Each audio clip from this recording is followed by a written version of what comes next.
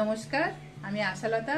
আজকে আমি আপনাদের শাহী চিংড়ির একটা রেসিপি করে দেখাবো। তো চিংড়িটা আমি ধুয়ে নিয়েছি, তার সাথে নুন, হলুদ আর সর্ষের তেল মিশিয়ে নেব ভালো করে। তো এই রেসিপিটা আপনারা বড় চিংড়ি দিয়েও করতে পারেন, আবার আমার মতন এরকম সাইজেরও করতে পারেন।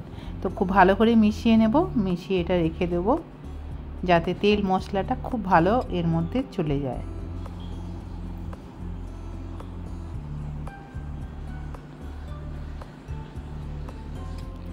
এবার আমি একটা কড়াইয়ে দিয়ে দেবো সর্ষের তেল, আর সর্ষের তেলে দিয়ে দেবো একটু ঘি, দিয়ে দেবো 1 চামচের মতন।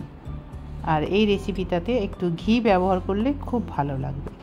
তারপরে ম্যারিনেট করা চিংড়িটা একটু ভেজে নেব, হালকা ভেজে নেব, খুব ভাজবো না, কেননা চিংড়ি বেশি ভাজলে অনেক শক্ত হয়ে যায়। তো এটা আমি হালকা ভেজে নিলাম। ওই তেলের মধ্যে আমি দিয়ে দিচ্ছি পেঁয়াজ, কুচনো পেঁয়াজ। এখানে আমি 2টো পেঁয়াজ নিয়েছি, পেঁয়াজটা কুচি দিয়েছি। তারপরে দিয়ে দিচ্ছি টমেটো, আর দিয়ে দিচ্ছি আদা, রসুন আর লঙ্কার পেস্ট। এইটা আবার এর সাথে দিয়ে দিলাম, দিয়ে ভালো করে মিশিয়ে নেব। তারপরে দিয়ে দেব হলুদ পাউডার, লঙ্কার পাউডার, কাশ্মীরি চিলি পাউডার আর জিরা পাউডার আর নুন দিয়ে খুব ভালো করে এটা কষে নিতে হবে যতক্ষণ না তেল ছাড়ছে এর থেকে। এটা ঢাকা দিয়ে রেখে দেব। এবার আমি দিয়ে দিচ্ছি 1 টিস্পুনের মতন চিনি দিয়ে এটা কষে নিচ্ছি। চিনিটা আপনারা দিতে পারেন, নাও দিতে পারেন, তবে চিনি দিয়ে দেখবেন এই রেসিপিটার স্বাদ অন্যরকম হয়ে যায়। তারপরে দিয়ে দিলাম আমি কাজু আর কিশমিশের পেস্ট।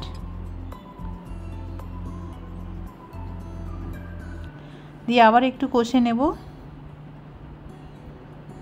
এবার একটু জল দিয়ে দিলাম, মশলা ধোয়া জল দিয়ে একটু কষে নেব।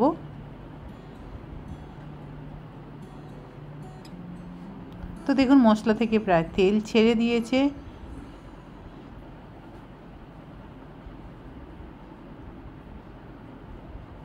এবার আমি দিয়ে দেব 1 বাটির মতন দুধ দিয়ে দিচ্ছি, মোটামুটি 1 কাপের মতন দুধ দিয়ে দিচ্ছি। আপনারা এখানে পাউডার দুধও ব্যবহার করতে পারেন, আবার এমনি লিকুইড দুধও ব্যবহার করতে পারেন। তারপরে দিয়ে দেব ভেজে রাখা চিংড়িগুলো, দিয়ে এটা 2-3 মিনিট একটু এর সাথে ফুটিয়ে নেব।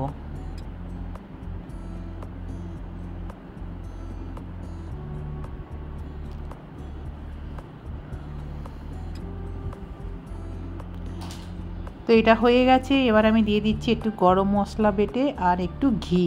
আপনারা এখানে গরম মশলার পাউডারও ব্যবহার করতে পারেন, তো আমি এখানে বাটা মশলা দিয়ে দিলাম। এটা হয়ে গেছে। এবার এটা আমি সার্ভ করব ভাতের সাথে আর ফ্রাইড রাইসের সাথে।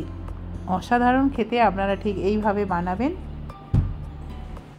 আমার এই রেসিপিটা যদি আপনাদের ভালো লাগে তাহলে লাইক করবেন, শেয়ার করবেন, সাবস্ক্রাইব করবেন, আর আমার বেল আইকনে ক্লিক করবেন, তাহলে নতুন নতুন ভিডিওর সাথে আপনারা আপডেট থাকতে পারবেন।